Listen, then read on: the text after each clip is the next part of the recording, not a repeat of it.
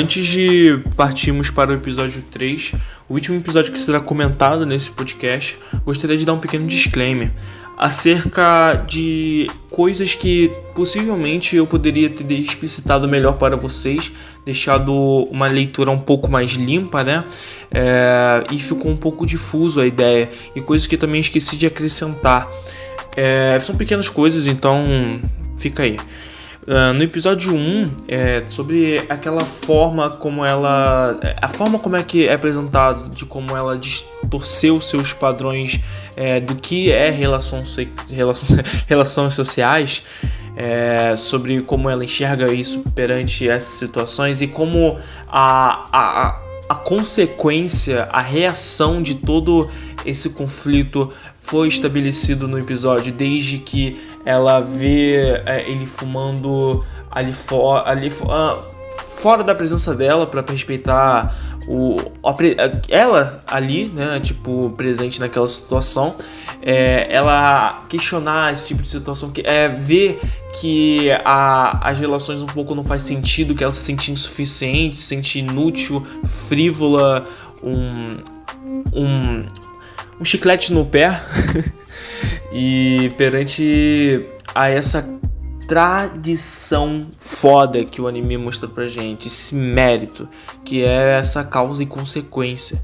Então é algo que valoriza muito mais quando a gente pensa, ela tá agindo isso devido a isso. Então a causa e consequência, um dos conteúdos mais importantes de uma obra, que aí é muito bem apresentado no episódio 1. Eu tenho preconceito enorme com o episódio 3, vocês vão entender.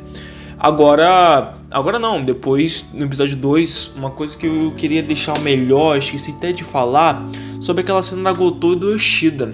O anime, como vocês podem até perceber, olhando, assim como eu também já falei anteriormente, ele valoriza muito o contexto sexual.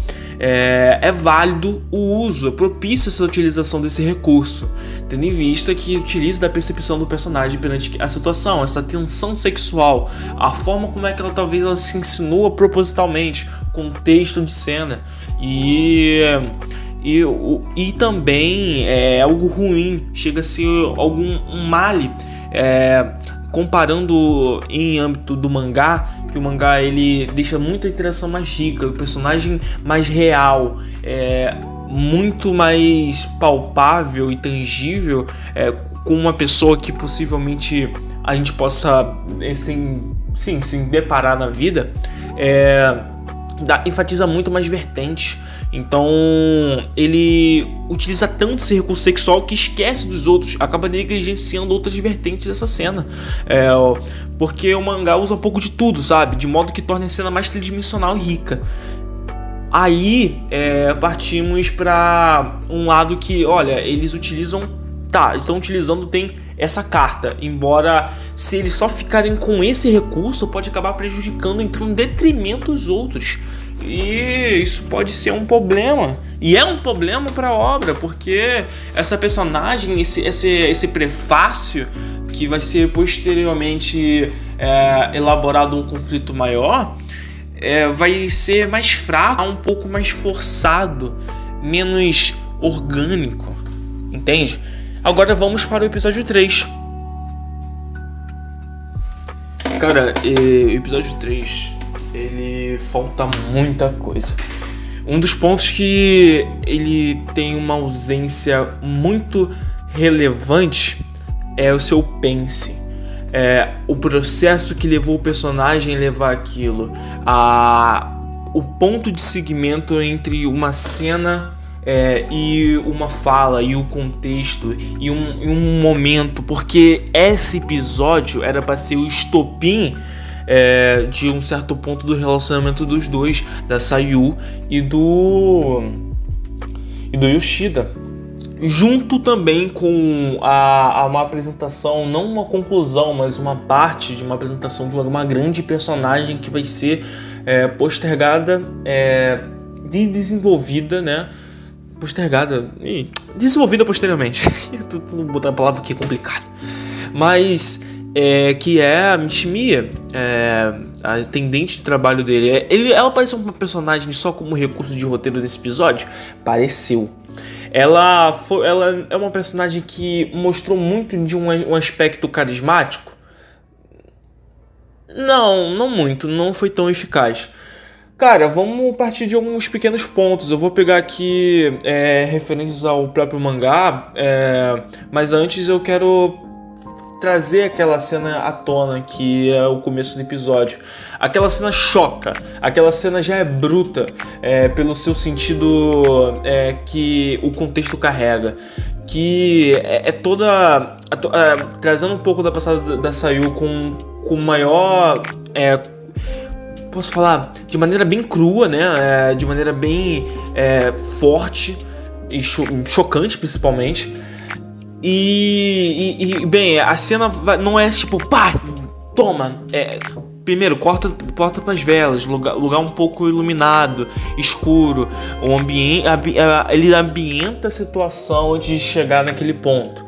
Então, ele ganha uma vantagem de estar no começo do episódio, e aquela cena traz esse contexto de que ela se sentia desalmada. Provavelmente era das primeiras relações onde que ela não trivialmente não seria mundanamente, ela normalizava essas situações, né? Onde que ela ainda acho que é o começo das coisas, pelo que parece, que o jeito como ela se entrega ao cara completamente acabada, esgotada, você vê pelo vazio dos olhos da personagem. Higio sendo expressivo, ele foi bem expressivo nesse ponto, e eu adorei. A superioridade do mangá? Sim, o mangá tem um pouco de superioridade, mas o anime utilizou muito bem essa função nessa primeira cena. Aí depois a abertura e corta posteriormente para o Yoshida pegando coisas mais em relação ao seu trabalho, tipo que ele não vai para uma viagem de emprego que pode acabar ascendendo ele a um cargo mais elevado onde que ele trabalha, por causa da Sayu, e tem essas coisas assim sendo colocadas. Bem, no mangá, depois daquela cena, última cena do segundo episódio, poderia ter colocado que, caralho, vai ter uma entrevista de emprego. Vai ter. E eu não vou poder ir por causa da Sayu. E foi colocado isso no mangá. E acabou bem anticlimático a situação. Porque foi uma situação muito. O mangá enfatizou como, acho que, o estopim, né? Estopim não, um momento muito. Legal. Não diria legal. Vou lembrar a palavra certa aqui. Um momento muito icônico. Traduzindo melhor. Então, eles cortam isso e já mostram um momento um pouco de tensão. E já aí não, parece que as coisas foram jogadas e o diálogo com o chefe nem teve, eu suponho. Foi lá com um amigo dele que usa óculos. Aí depois os dois interrogaram ele: será que você está namorando? Para viagem de emprego, como você era tão vigente no trabalho, era tão rigoroso consigo mesmo, tão disciplinado, agora você tá saindo antes já foi anteriormente mencionado isso no episódio, agora estão deixando mais isso firmeza. Aí a suspeita vai se criando em torno dessa fachada que ele cria, né, tipo, não é nada não, ou é alguma coisa do tipo, enfim. Alguma coisa do tipo que eu nem lembro o que ele realmente diz, mas as coisas parecem um pouco menos urgentes quando esse tipo de situação, as consequências por ele abrigar essa menor de idade na casa dele, vai aparecendo de maneira bem, posso falar, simples, né? Fraco, né? Um ponto de emergência muito fraco. A gente não vê, caralho, isso pode escalonar. Não, parece só uma cena normal e comum. E isso pode atrapalhar pra caralho. Agora eu vou partir pro mangá. Que o mangá já começou muito bem, porque ele não tinha essa carta de utilizar a... Como eu poderia dizer? utilizar esse começo de capítulo e cena forte. Pelo contrário, ele construiu a cena até lá, ele deu o segmento da cena até lá. Antes de ter aquela cena dele falando com o chefe no mangá, tipo, desenrolando, falando que não vai dar, por causa que eu tenho que fazer os negócios, isso, ele não podia muito me falar, chegou um cara e ajudou ele. Em troca, o cara, ele quis saber, provavelmente tá namorando, e a Mishimiya chegou, só pode estar namorando também, enfim, aí interrogaram ele, né, deram mais essa apreendida, acabou pressionando ele sobre essa situação. Aí tá, né, antes disso é mostrado uma cena da Sayu dentro da casa sozinha e pegando vai montando, tá ligado? Um ponto inicial vai se construindo e vai se transformando de um grão de areia a um castelo. É mostrado ela falando, nossa, essas coisas que ele me deu, esse futon, esse hidratante. Aí ela vai vendo essas coisas assim e percebe a roupa, né? Aí as pequenas coisas que ele proporcionou a ela, que deixa ela muito feliz, deixa ela com o coração bem quentinho, é algo que é mostrado, né? Uma cena tipo, fofo, né? Depois ela fala, no entanto, Aí a cena corta, vai para os olhos dela e depois vai para o ambiente meio que mostrando um pouco mais distante. Aí depois vai para a ação do chefe e já temos um ponto assim inicial da coisa. E depois disso é mostrado um outro dia, né? Ela esticando lá as roupas lá, fazendo suas tarefas domésticas, e ela vai se preocupando com ele em pequenos detalhes, tipo, será que o Yoshida já pegou o trem? Aí depois ela se toca e fala, o que eu tô pensando? Tô me preocupando demais, parece até uma esposa ou algo do tipo. Calma, aqui não tem contexto de Pedocon, aqui o roteiro é bom, confia. E depois disso é mostrado mais o pensamento dela, sobre como ela estranha o Yoshida, porque ele não posso falar, tem interesse nela do jeito sexual como os outros tinham, porque ela só viveu numa relação de moeda, como ela se usava de moeda de troca para ficar na casa das pessoas, e o Yoshida não tava mostrando seu comportamento. E ela vai acabando questionando, tipo, será que é algo estranho com o meu corpo? Mas meu corpo é um corpo de uma colegial, tem uma figura bastante atraente, e do ensino médio. Bem, contexto. Muitos caras mais velhos gostam de garotas do ensino médio. Enjo Kosai, temos essas situações e o que ela vivenciou. Além desse contexto do Japão que traz essa fala, traz também o que ela já vivenciou. Então, aí ela sente uma sensação de não incapacidade, mas de que ela tivesse sendo mostrada como um peso, como um fardo para ele. Aí ela se sente mal, aí o sentimento vai se alimentando. Aí qual o mérito que ele ganharia por eu estar aqui? Aí ela vai acabar se vendo como realmente um fardo para ele.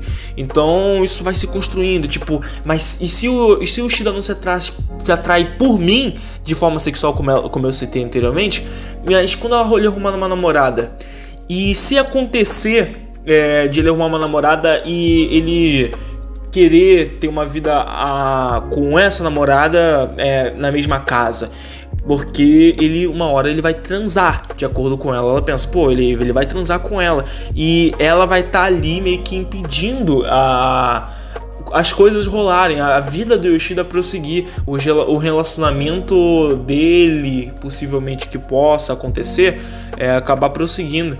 Então, e ela fala, ele é um cara Ele é um cara gentil, ele é um cara amável, né? Muito colocado isso, amável.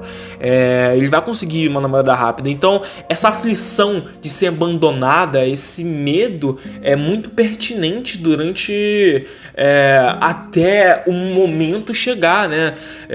Tipo, isso só vai alimentando, só vai doendo cada vez mais nela. Ela só vai se enxergando como um não lixo, cara, mas como realmente um peso, sabe? Como uma barreira pra ele viver ou algo do tipo. Que valor eu tenho pra ele? Se não é sexual, não tenho valor a agregar pra ele. E essa forma distorcida como é que ela enxerga as relações sociais em âmbito geral, isso vai alimentando dentro dela essa tal incapacidade de dar algo realmente que ela enxergue como equivalente. E depois ela vai lembrando de algo. Com esse contexto envolvendo sexual, ela vai lembrando de algumas cenas dos caras que ela já teve essa relação. E quando ela lembra de uma certa situação, de algumas situações, ela acaba surtando, ela entra em pânico. Porque você vê que depois de você estar fora, acontece muito isso em estresse pós-traumático. Pessoas que saem da guerra completamente desoladas, né? Eles habituaram àquela situação e que, depois que eles veem a consequência, eles se lembram das cenas, é algo muito impactante, é algo que gera muito transtornos mentais, por ser cenas horripilantes, traumáticas e completamente desumanas que eles presenciaram na guerra. Pegando referências e tal de estresse pós-traumático que vocês já devem estar habituado com outras obras, Thomas Shelby, temos a personagem lembrando disso e tendo esses surtos, né? E se sentindo mal, agoniado com isso, e é mostrado. Aí depois disso, ela lembrando do Yoshida, falando que ele é uma pessoa muito amável com ela, mas embora ela não tá entregando algo que seja equivalente no pensamento dela.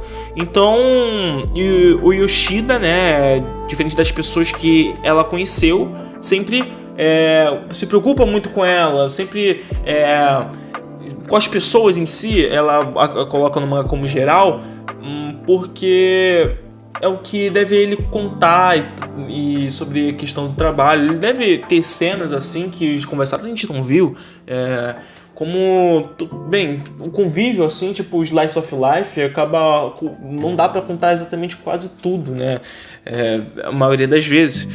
E então ele percebe essa faceta dele, mas ele não quer, ela enxerga ele como uma pessoa tão adorável, ele enxerga ele como uma pessoa tão importante pra ela, que proporciona tantas coisas boas, que ela não quer perder ele. Então gera essa ansiedade, gera essa crise de abandono, cara. Então estresse pós-traumático, dando como causa, como consequência, e gerando, e sendo uma causa também para uma consequência de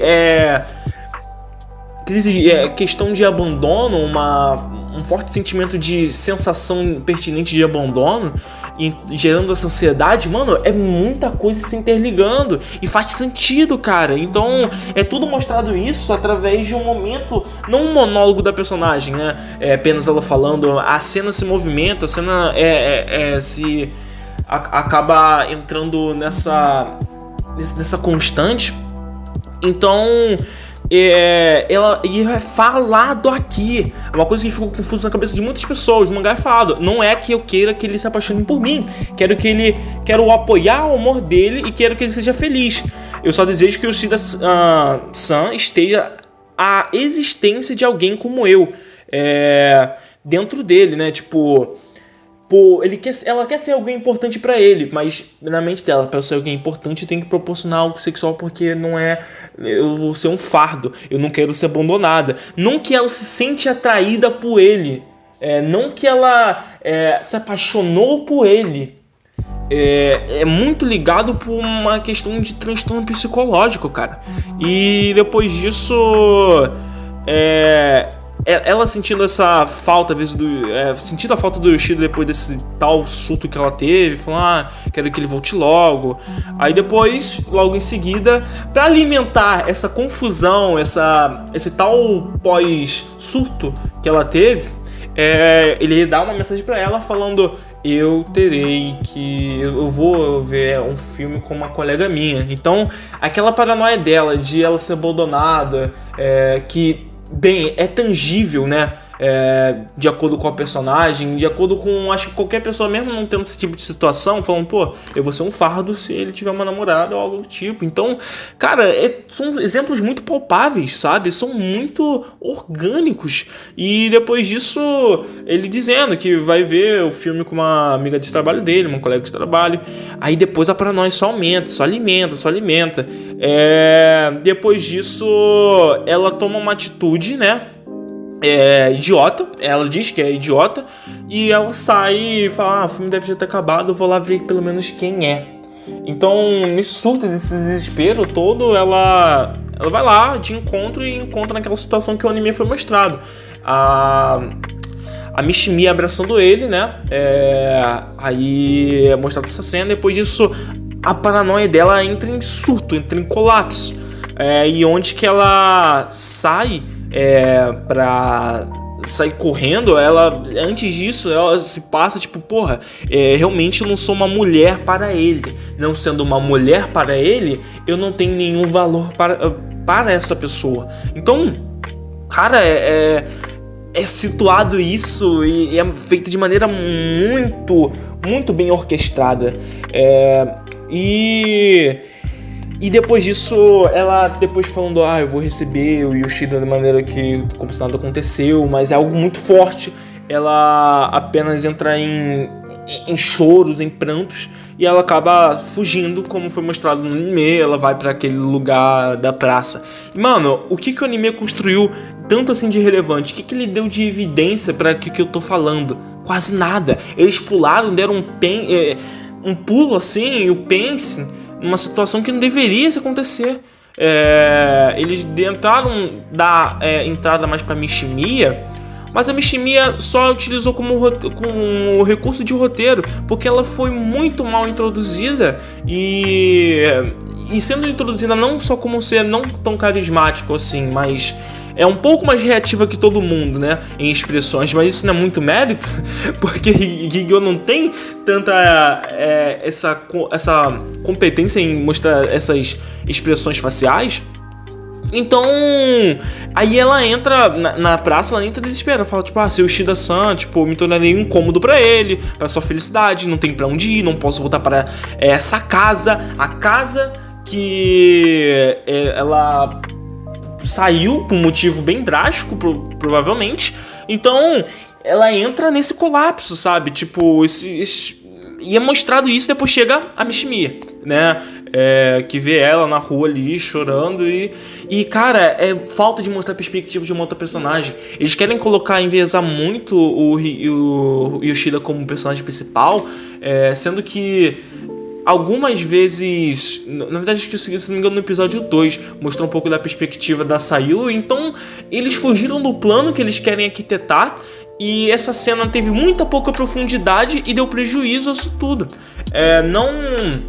Não por âmbito de ele querer valorizar mais uma cena, tá muito mal montado. E pra você pegar as coisas, pra você pegar realmente o momento que, se você não tiver as 1000 horas de contextos, você vai acabar distorcendo muito dessas coisas pra um lado pedocom, pra um lado superficial, um harém. Só que não, cara. Depois disso, no próximo capítulo, é mostrado a Mishimiya, a personagem em si. Sabemos que ela viu um filme, né? E ela deseja... Ela sempre viu muito filme de romance. E é apresentado a lore dessa personagem, a lore cerebral dela. Então, embora que eu gostava de ver, a partir do meu ponto de vista, ver o desenrolar dos outros, eu desfruto das histórias que não tem a ver comigo mesma. E ela fica... tô lendo aqui alguns diálogos aqui do mangá, enquanto eu tô gravando o podcast, pra situar melhor o meu ponto. E, cronologicamente, Aí ela sempre projetava essas relações que ela queria ter nas outras pessoas, mas mesmo não tendo nada a ver com ela, tá ligado? E depois disso, que eu não esperava que ele rejeitasse como algo como apaixonar. Aí depois que eu não esperava que ele rejeitasse... sim, naquela cena que ela abraçou ela se jogou pra cima dele, porém ele se fez de idiota. Pareceu que ele não entendeu, né? Não mostrou um diálogo falando, porra, ela tá afim de mim, mas eu não gosto dela. Nada disso, nada. Parece que ele é burrinho, parece que ele não entende das coisas. E isso causa prejuízo ao personagem, cara. Então,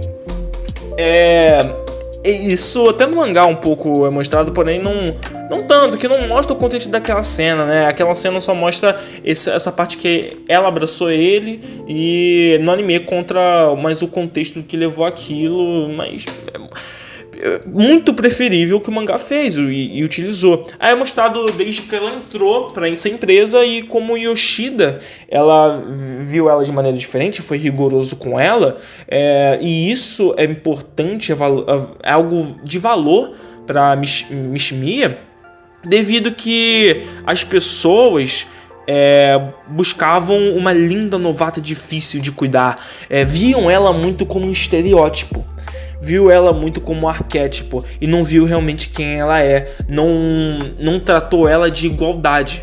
Então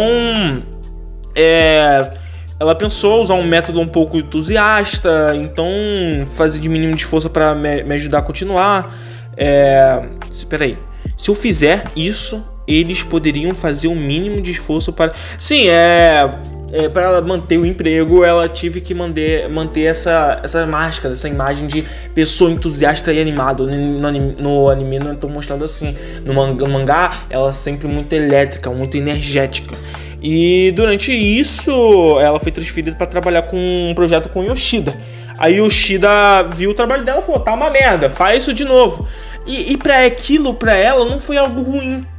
Tendo em vista essa bagagem de que ela não gostava de ser vista como um arquétipo, né? Não valorizasse, não levasse a sério o que ela poderia fazer, o que ela poderia exercer. E essa rigorosidade dele foi válido pra ela, porque ela foi a primeira vez que aconteceu com ela. Tipo, não era por ser uma novata tonta que não consegue fazer, mas ela teve sensação de que estava olhando diretamente para ela mesma. Então, aquilo, a sensação da personagem, o pensamento da personagem sendo mostrado, o porquê levou ela a se apaixonar por ele. E no anime é mostrado como se ele ficasse tipo, raspei a barbinha, bonitão, todo mundo quer me pegar. Tanto a Gotou também, parece que tá bocando uma de difícil. Mas não, todos os personagens gostavam dele anteriormente. É por uma outra perspectiva como é que enxergaram ele. E a Gotou vai ser mostrado lá posteriormente no anime. Assim espero que... Não acho que não vai ser feito da maneira que deve ser. Cara, é muito difícil. Tudo que eu tô contando pra vocês aqui é algo que o anime deixou de falar e foi essencial pra uma interpretação. Deixou muito ambíguo, cara. Nem ambíguo, só mal feito. Ambiguidade dá exemplo de mal feito. Uma coisa é duas vertentes. Uma coisa é deixar uma ideia polissêmica. Uma polissemia uma figura de linguagem que utiliza mais de um sentido de uma coisa, né? Tem 2, 3 sentidos e mais. Vários, né?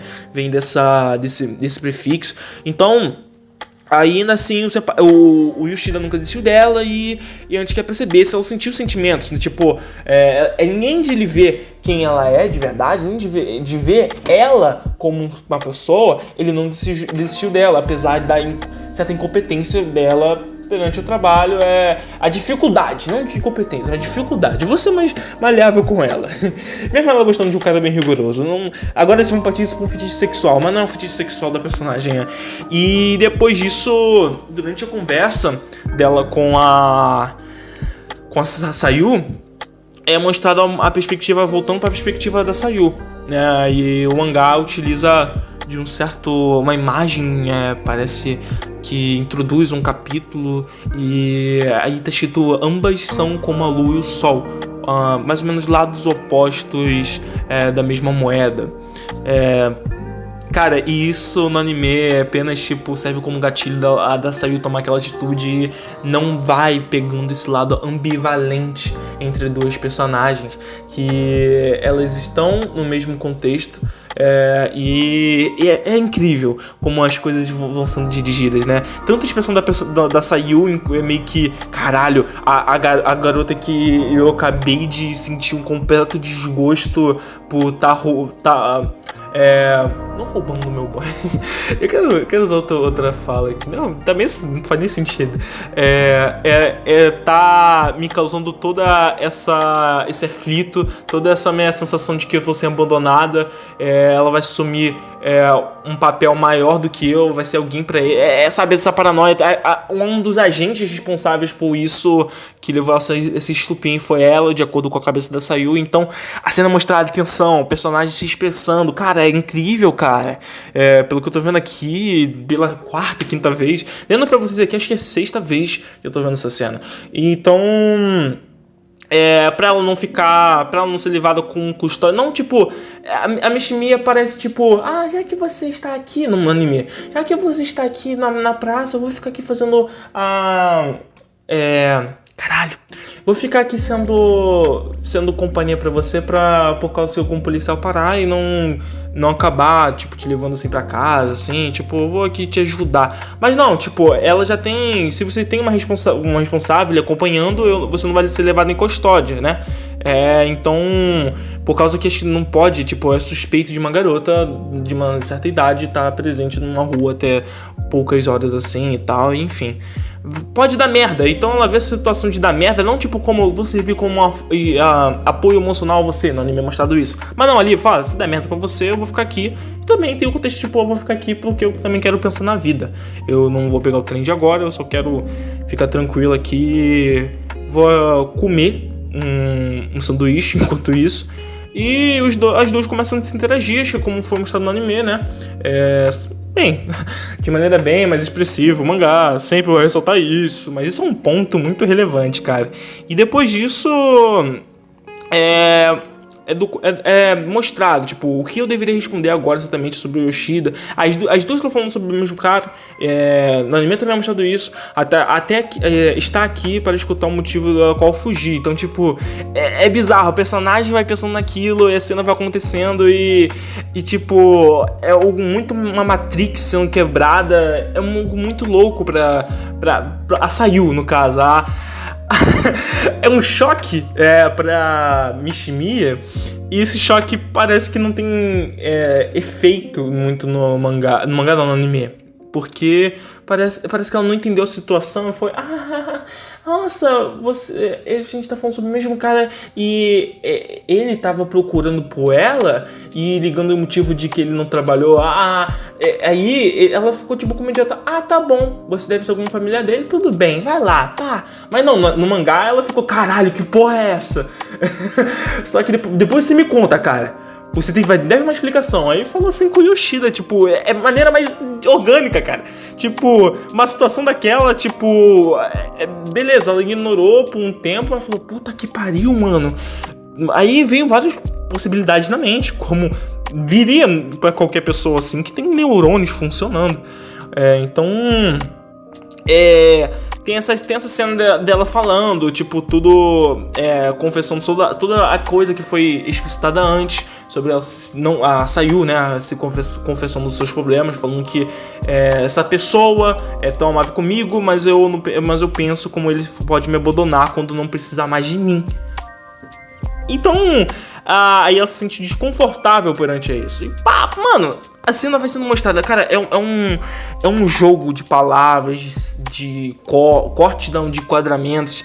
E depois disso vai pegando um pouco da perspectiva da Mishimiya.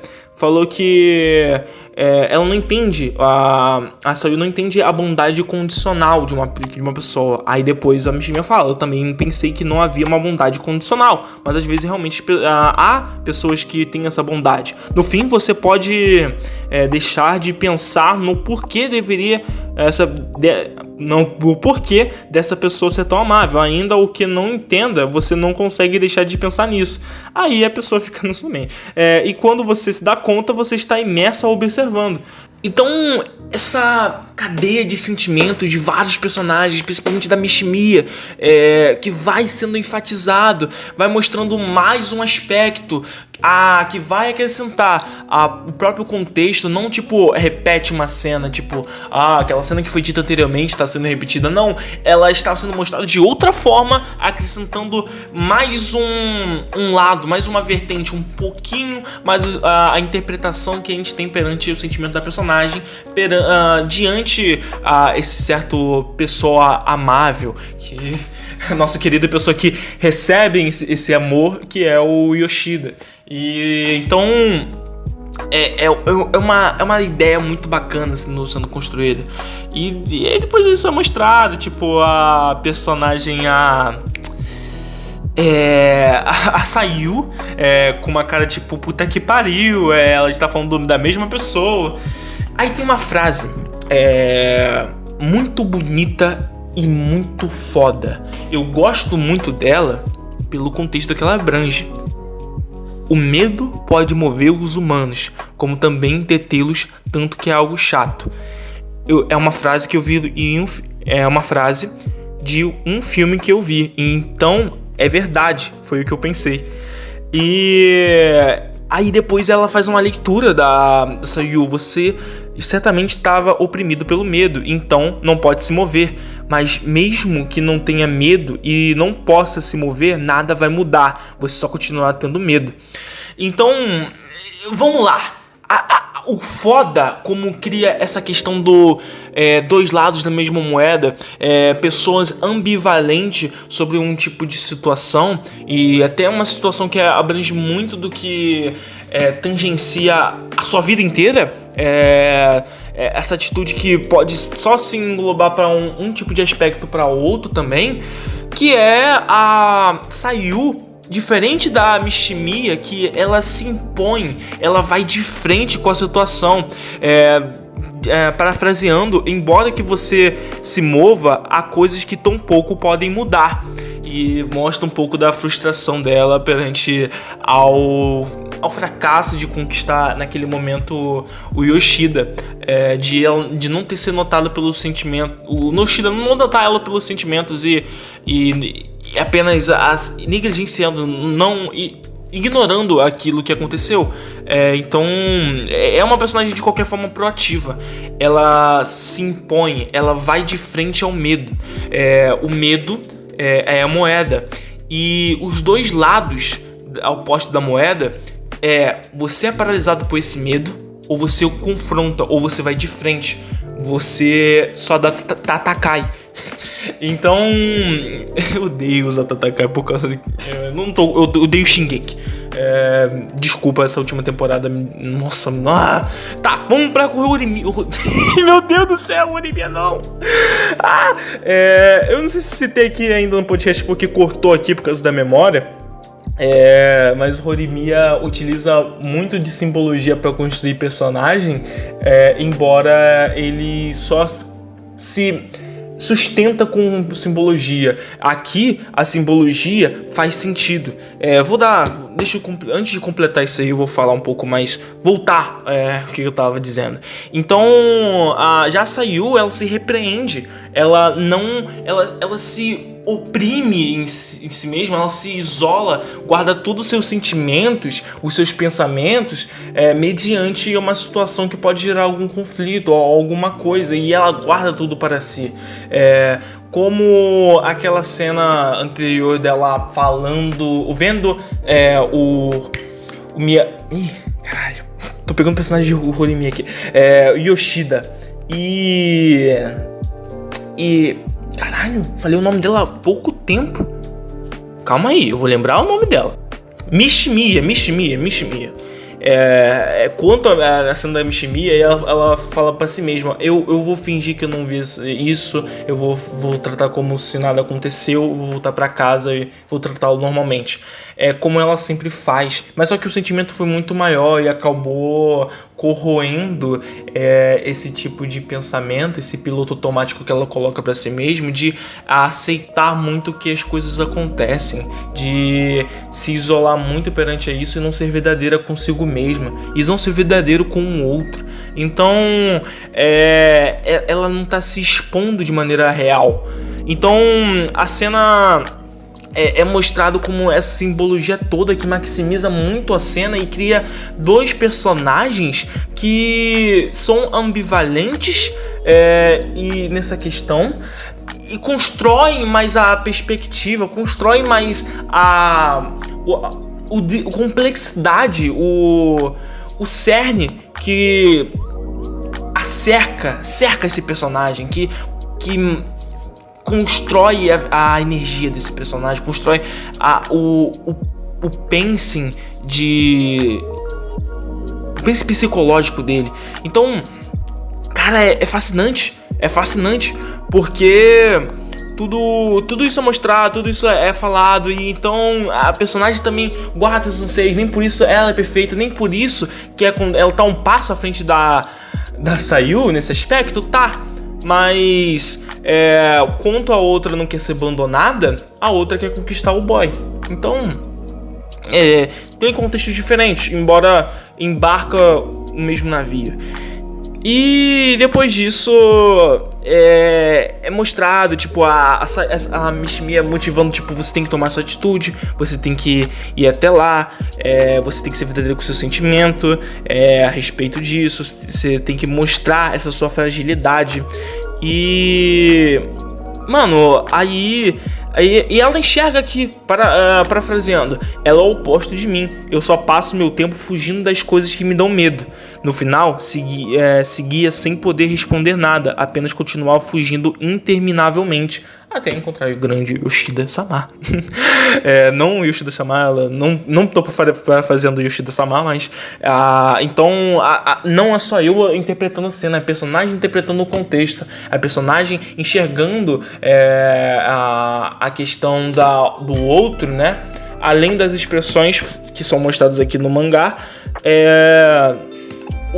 ele evidencia, dá um diálogo expositivo que é necessário, que eu acho muito relevante de você construir a perspectiva de um personagem perante ao outro, né?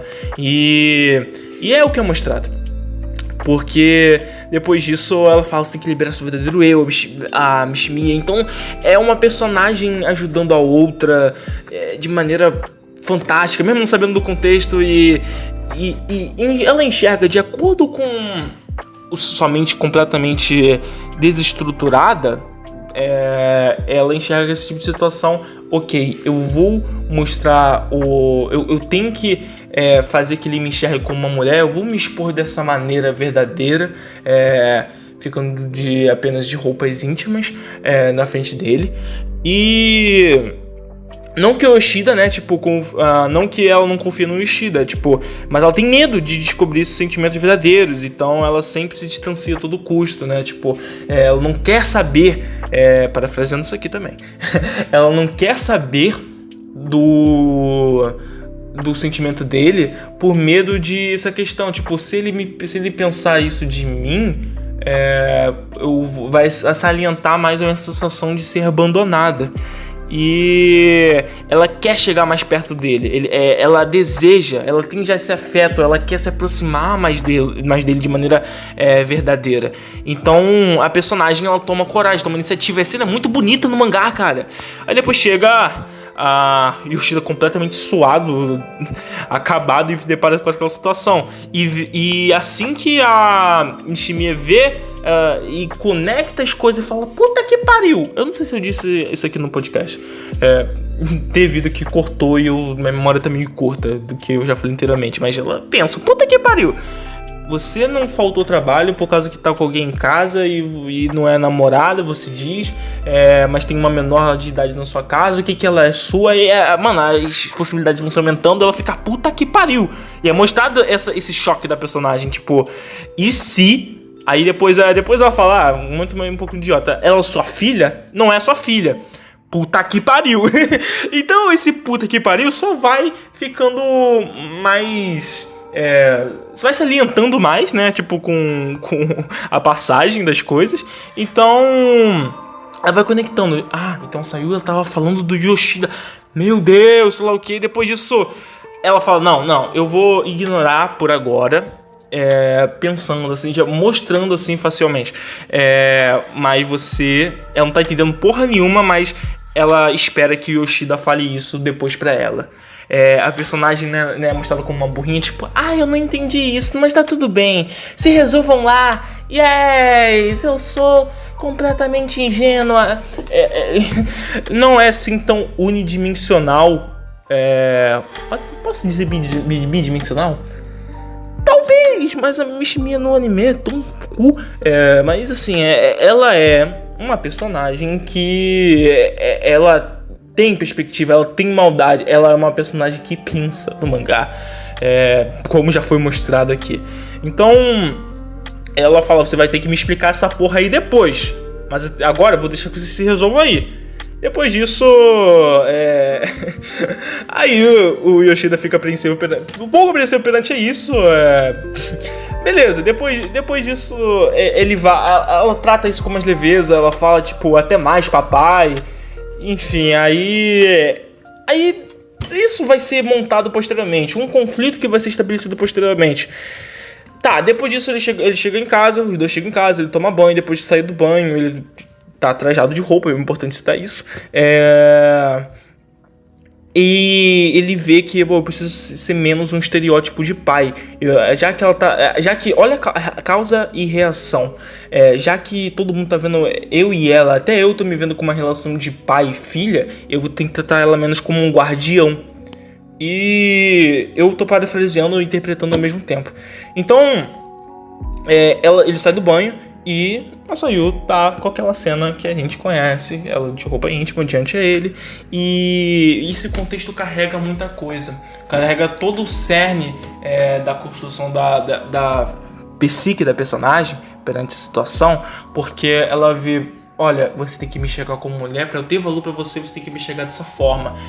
E ela confronta de frente a ele, literalmente de frente a ele, independente da consequência que pode acontecer. Então, nem sempre uma ajuda de uma outra personagem pode ser pra finalidades tão boas assim, mas é um ponto. Por que vai ser um ponto? Depois disso, pode ser considerado assédio sexual, talvez. Ela aprensa nele, né? Tipo, e diferente no anime que ela pegou na genitália dele, no mangá ela meio que derruba ele. Meio que ele tropeça, né? Acho que de tanto. Não, ela derruba de verdade. Tô vendo aqui. E segura, enfim, você está desapontado, você não me vê como uma mulher e tal, devido a toda essa bagagem de tipo, eu vou ser abandonado, enfim. Aí depois mostrado, tipo, ele falou, porra, para com isso, lá o que e tal.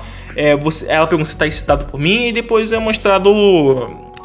Não mostra nada, mas mostra o negócio lá como um mastro, um pouco assim, e ela fica intimidada pela situação e para.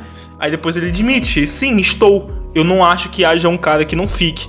Aí é mostrado mais sobre o personagem, porque aí depois ela fica tímida perante aquela situação. E depois, tipo, pare de brincadeiras e saia de mim. Ele fala, ele cita isso, ressalta. E depois a personagem, ela consegue se expor. Eu estava desesperada, precisava fazer algo para continuar vivendo em sua casa. Trazer uma garota do ensino médio para a casa, obviamente, tem muito demérito, já que a polícia descobrir, arrisca de você ser preso. Assim que eu acho que há um grande mérito ao se fazer isso. Eu não enxergo um grande mérito ao se fazer isso, quero dizer. E aí ele fala, então, para fazer que tivesse mérito, você usou o seu corpo como benefício? Aí ela diz, no começo eu realmente odiei, mas depois de um tempo era como se estivesse sendo reconhecida, como se estivesse ali, como se eu tivesse sido necessária. Foi virando esse sentimento. No mangá, no anime é mostrado como se ela aquilo eu consigo me expressar de maneira mais verdadeira, mas a forma como a expressão facial conta outra coisa aqui no mangá é uma sensação de repulso, um pouco, é uma sensação de desprezo perante a isso. Tipo, eu fui ver como se estivesse prestando, meu senso de moralidade foi se corrompendo, foi se distorcendo perante que eu vivi, e aquilo ali virou um sentimento de utilidade. O mangá deixa isso, mas no anime parece que eu interpretei muito uma alusão um pouco a Haru de Beastars, que ela é uma personagem que ela se impõe sexualmente, ela se explicita sexualmente pra ela se enxergar como valor, como ela chegar sendo a pessoa vendo ela, levando ela como sinceridade, não chegando ela como algo a ser protegido, não uma figura de fragilidade. Ela se sente que ela tá sendo verdadeira em algum aspecto, sendo valorizada em algum aspecto, fazendo sexo com outras pessoas. Então é uma faceta sobre um tema sexual, né? E é algo pouco parecido com a Mishima, um pouco, mas não parte do lado sexual da coisa, mas a Haru, eu interpretei ela como a Haru. Eu falei, como assim?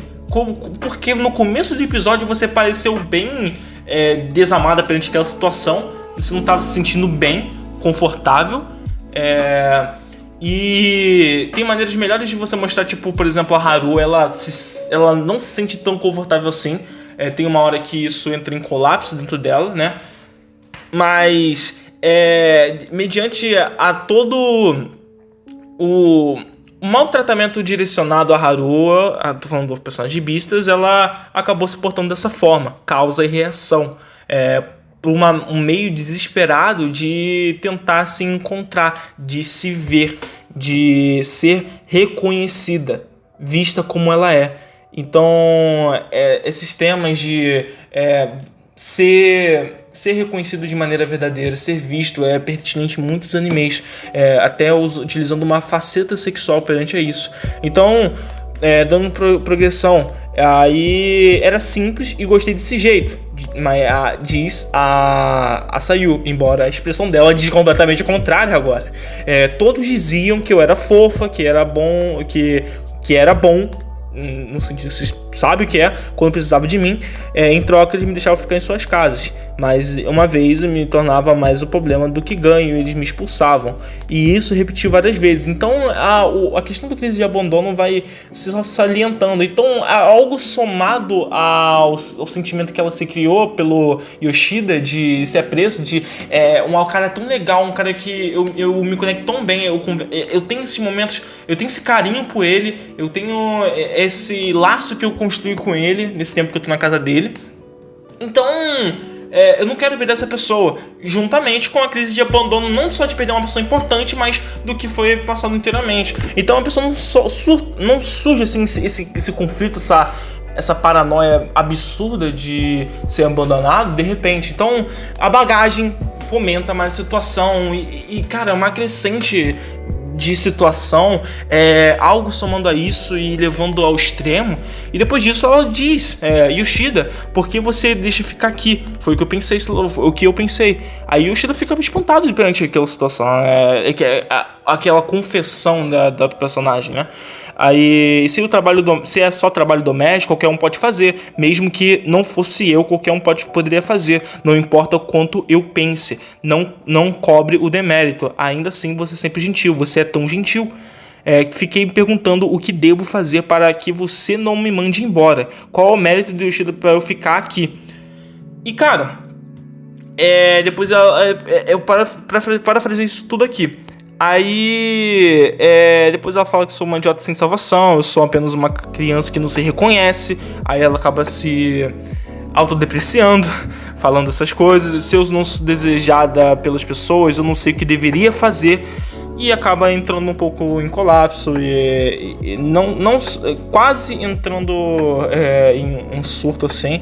Então Yoshida-san, se você não me odeia, por favor, faça amor comigo. Ela entra nesse desespero, porque ela para ser valorizada, para ser vista como indivíduo, né? Enfim, você já tem ciente do que esse texto carrega. Eu não me importo se for você. Aí depois disso ele abraça ela fortemente, e no anime, tipo, ele só abraça ela, não tem muito essa bagagem toda, e ele diz, né, de maneira bem honesta, que, eu penso que você é bastante linda, para uma garota do ensino médio você tem um bom corpo e estilo, também tem um rosto bonito e é incrível que possa fazer tarefas domésticas, mas eu não estou apaixonado por você. Eu não penso em fazer amor com uma garota que eu não amo. Cara, então, assim, essa cena, o anime salientou mais um lado, esse lado tal. Vou falar um lado mais pedocão da coisa, que é o personagem, ele não cruzar esse caminho porque ele tá apaixonado por uma pessoa, não por conta dela ter 17 anos, uma menor de idade. Aqui no Brasil seria, tipo, quase entrando no 18, então não tem problema. No Japão é uma questão, tipo, além de ter um corpo adulto, além de ter um estilo, ela se porta como uma adulta, então tem esses traços mais avantajados esse tal sexual da coisa, tipo, não porque uma pessoa realmente boa, é bom colocar isso, a gente padroniza ele como uma pessoa amável, uma pessoa virtuosa, um cara bom por ser bom. Na verdade não é isso, ele não cruzou esse caminho, não cruzou essa linha porque ele gosta de uma pessoa e ele se priva de fazer qualquer ação com outra pessoa, que seja relacionada ao sexual ou enfim, em geral, que parte para um lado do relacionamento. Então é mostrado, tipo, que ele é esse tipo de homem, sabe? Tipo, e a gente pensa, porra, então ele cruzaria o outro lado? Então ele é o pedocon? Gente, vamos ser mais honestos, assim, ela tem 17 anos, tem, se não me engano, 26, né? 26, eu não sei, 22? Tá, eu acho que ele tem 22 anos. E o personagem, não sei qual a idade dele, puta que pariu, mas ele tá na beira dos 20 e poucos anos. A personagem saiu, além dela ser uma colegial, ser uma adolescente e ter esses traços mais adultos, e ela tá beirando quase a idade onde que é legalizado. Cara, é complicado falar sobre esse tipo de situação, que ele provavelmente, se ele fizesse como outros caras fizeram, eu não vou botar juízo de valor sobre isso, mas é uma idade tão próxima, não é tipo lado relacionado, tipo, você é uma garotinha, você é uma garota do ensino médio e você tem, tipo, sei lá, 15 anos, 14 anos, quase 16 anos, não é tipo que ele enxerga as coisas com um pedocon, sabe? Tipo, você é atraente, não cruza esse caminho igual de outra pessoa. Eu enxergo o pedocon muito mais como um cara que fica com garotas, assim, menor de idade e com características mais atribuídas a muito infantil, a infantilizado. Então, eu não sei, eu realmente não sei. Isso aí me deixou confuso perante a isso. Eu falei, porque no Japão é tão normativo, tão normalizado essas situações, que aí eu devo pensar pra caralho antes de responder essa coisa. Eu só tô criando aqui questionamentos pra vocês. Vocês boem seus juízos de valor se vocês quiserem, mas eu ainda sou isento sobre esse tipo de situação, nesse contexto. Então, depois disso, depois disso, ela se sente mais agradável, ela se sente mais confortável, de talvez não ser abandonada, enfim, as coisas se aliviam, o sentimento dela se alivia, a paranoia dela some temporariamente. Depois disso, eu encontrei uma cena meio de alívio cômico, falando pra ela se vestir as roupas, quando no anime também é falado, porém no anime eu achei algo muito como demérito. Tentaram construir algo ali, mas esse algo ali foi completamente invalidado, porque eles deixaram uma pausa entre uma cena e outra, né? Tipo, uma cena leve, depois corta completamente. Depois disso, cena emocional. Aquela bagagem emocional que a gente tinha antes foi completamente desfeita, então aquela cena quase não funcionou, por causa dessa pausa estranha. Vocês entendem isso? Já no mangá, não. No mangá sempre tá ali, tipo, a cena corta por esse pequeno momento, e depois disso já foca no olho do personagem, olhar do personagem perante essa situação. Aí depois ele começa a falar: você disse que não podia fazer nada por mim, mas isso não é verdade. Até agora, para mim, esse apartamento era apenas um espaço para comer, tomar banho e dormir. Eu gostei do meu trabalho, então pensava que era o suficiente. Mas desde que você veio, esse lugar mudou.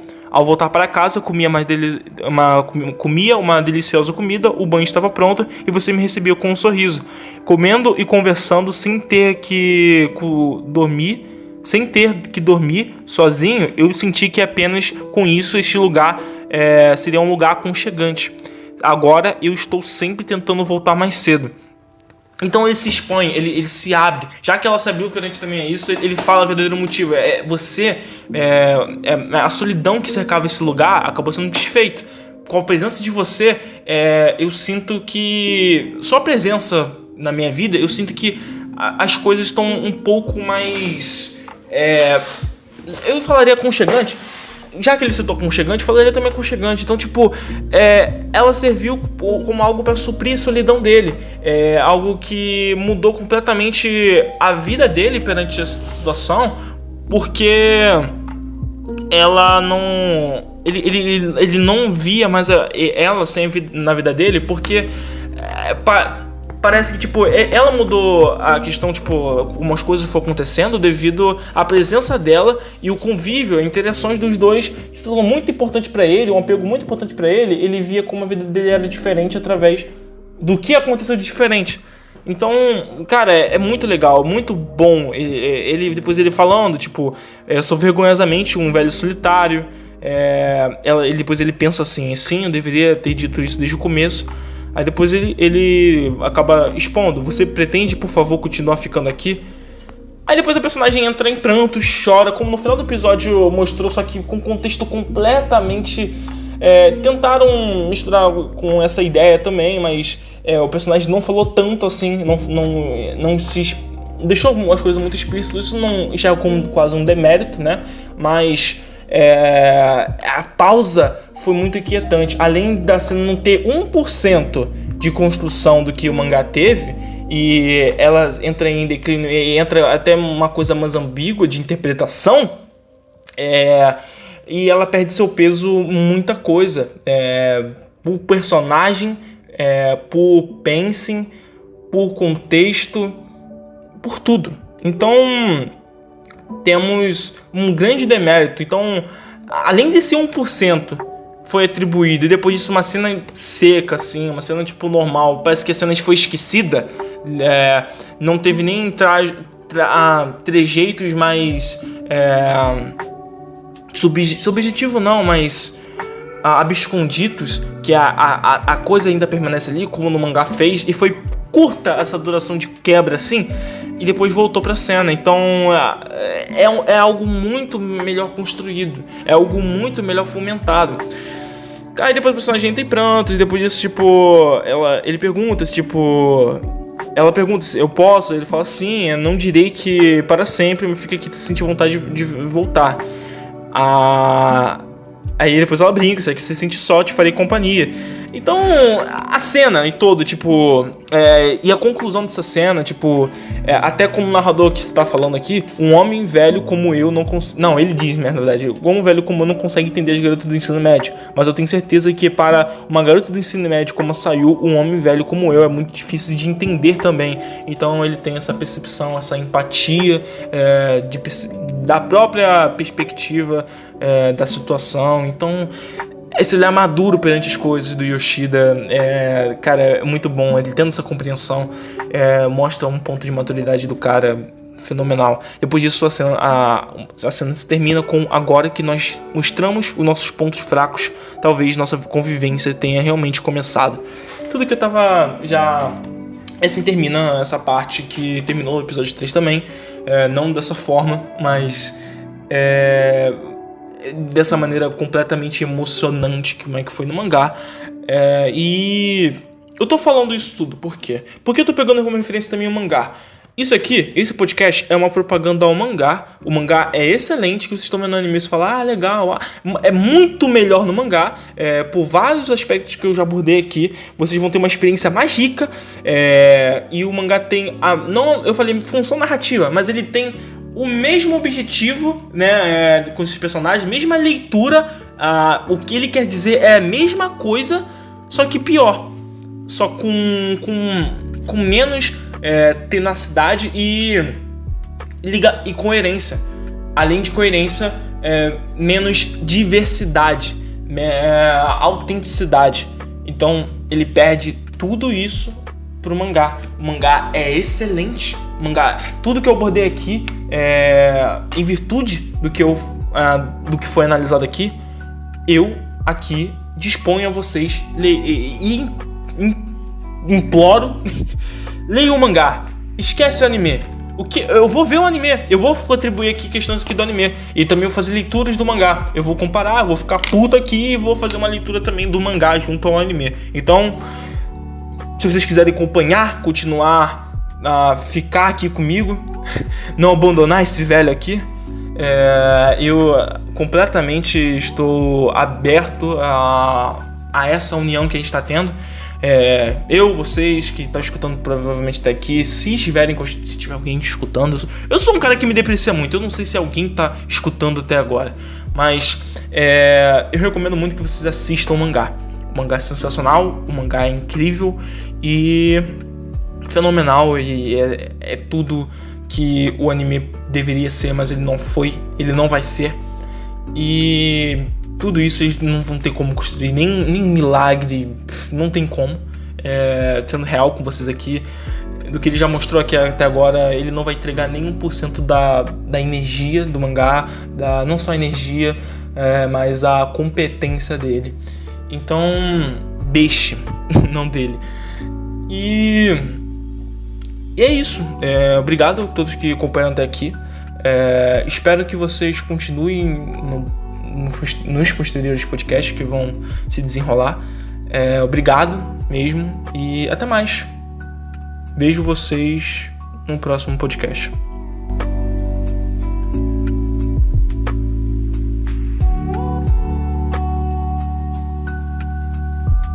Momento recomendação. Como eu tinha prometido, eu vou deixar isso aqui no final.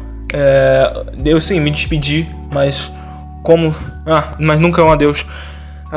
Beleza, vamos falar sobre Shusoku Reviews. Vou fazer uma recomendação leve pra vocês. Falar o que e o como.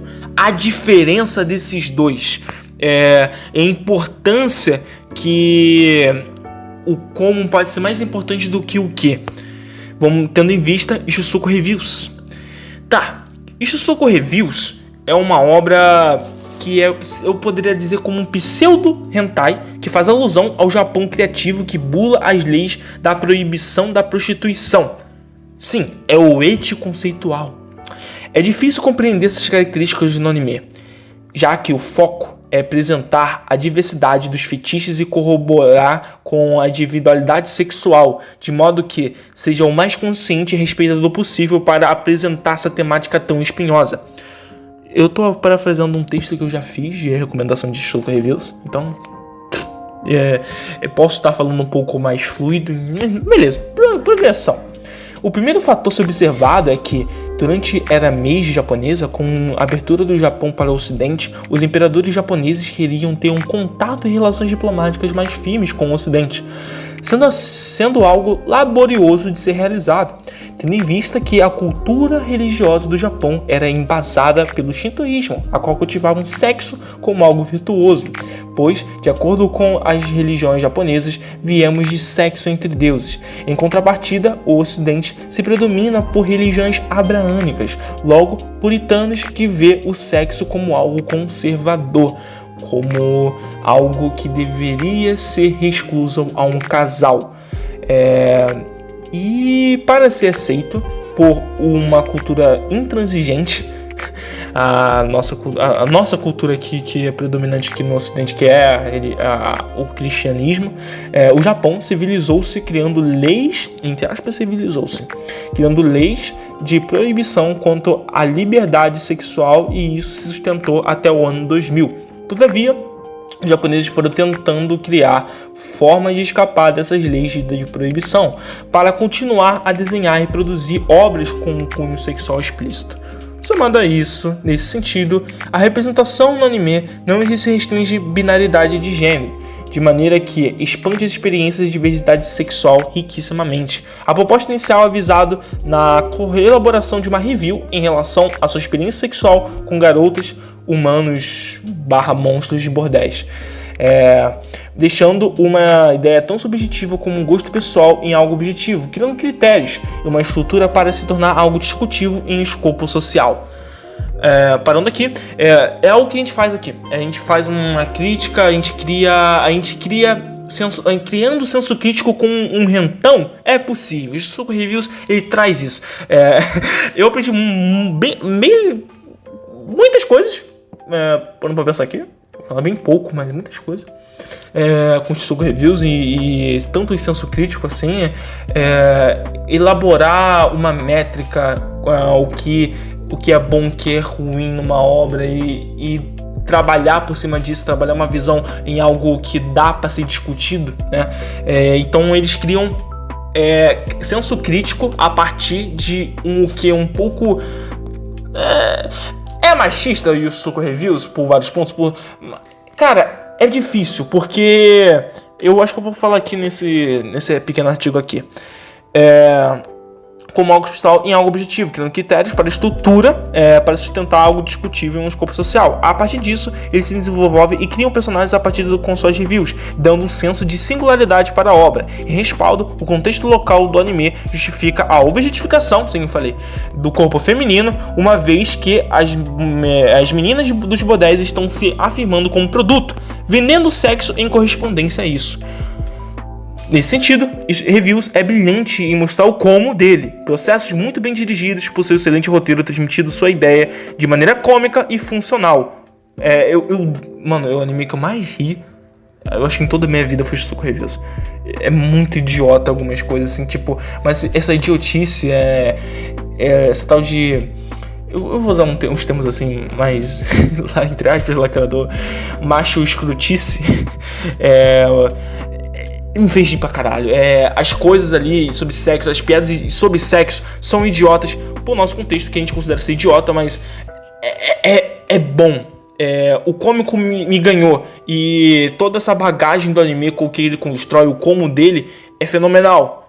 Por isso, bem, agora, pra terminar, né, transmitindo suas ideias de maneira cômica e funcional, uma obra-prima em um nicho tão deturpado moralmente. Isso reforça muito o mérito pelo seu acerto crítico. Ele é uma obra muito singular. É a única obra singular que eu vi nesse mercado tratando sobre o eti ou sobre esse tema, prostituição, bordéis, ou seria um rentão. Um rentão que não mostra as coisas acontecendo, tá ligado? Você sabe como. Um rentão acontece. Vou fazer um extra aqui. Pra quem, né, aproveitando que já tô aqui recomendando, primeiramente, né, ele baniu, né, o Japão. Vamos voltar ao contexto do Japão, né, sobre como ele fez para bular as questões da prostituição lá. Primeiramente, ele baniu os livros que ensinavam questões de sexo para casais, prostíbulo, etc. Em eras mais recentes, baniu obras que mostrassem a genitália de mulheres, daí vem os pelos. Baniu os pelos e veio os raios de luz. Quando tentou banir a representação do pênis, aí veio os tentáculos. Aí quando tentou ser esperto e baniu a representação de mulheres fazendo sexo, aí veio as lolis. Ou seja, se não pode um adulto, colocou uma criança. O Japão... Puta que pariu! O Japão... Eu me impressiono com essas informações até hoje, cara, porque eu penso... Falo, não... O Japão, dos anos 2000 pra cá, foi discutindo acabar gradativamente com essas restrições, porque viam que proibiam foi piorando a situação. Isso é óbvio. O Japão, pós Segunda Guerra, proibiu prostituição, todavia, ele só se considerava prostituição penetração vaginal. Logo, o resto não é prostituição. Daí veio, entramos em reviews, pegando o assunto de bordéis. Ele relaciona essa criatividade do Japão, que o Japão teve para bular essas leis de prostituição, dentro do anime. O anime representa isso. Caso se interessou por esse tema, recomendo que escutar esse podcast do Chat Trovão. Tem um podcast do Chat Trovão, eu adoro esse podcast, eu já recomendei muito aqui no canal. Vou deixar aqui na descrição sobre o que fala sobre Sussuko Reviews. Pega um tema. Eu peguei um pouco uma hiponímia da situação que eles abordam lá no podcast, é uma situação mais abrangente, eles explicam muito mais e tal, vão contando mais esse contexto histórico para quem se interessar, e recomendo muito os Sussuko Reviews. Os Sussuko Reviews tem um que bem questionável, um pouco divergente, assim, entre o telespectador e a obra, mas dá uma chance. Ele tem muito pra mostrar. O como dele, pra você analisar ele criticamente, ele é incrível. E como o mérito dessa obra fazer isso tudo, estando em um escopo tão moralmente deturpado, tão sei lá, mano, doente. Mano, isso, sei lá, é um ouro numa montanha de bosta, cara. É perfeito os Sussuko Reviews. Eu dei 10 para os Sussuko Reviews. Podem me criticar, eu aceito críticas. Vejam um anime, deem uma chance. Vocês já percebem pelo primeiro episódio, e a obra é excelente do seu início ao fim. E você percebe como eles tentam não burlar a situação da prostituição no Japão, mas como a diversidade, como a questão de que já que não pode haver essa tal penetração vaginal, pode haver outras situações, e como eles mostram no anime, como eles mostram vários lados dessa ideia do sexual, do mundo dos bordéis, do mundo da noite, né? O anime, ele é fenomenal, mostrar tudo isso e ser coerente, e ele é muito respeitoso. Então é isso. Obrigado de verdade. Esse aqui é o fim do podcast, esse aqui é o verdadeiro fim do podcast. É o final 2 desse episódio. E espero que vocês fiquem até o fim desse canal. Eu gosto muito do feedback que vocês dão até fora do canal, comentando em posts que eu divulgo o vídeo, e eu sinto muito grato por todo o carinho que vocês estão dando. E se vocês não estão dando carinho, por favor, me dê mimo. Eu sou alguém carente, cara. Abraço do Denso. É isso. Valeu, beijinho.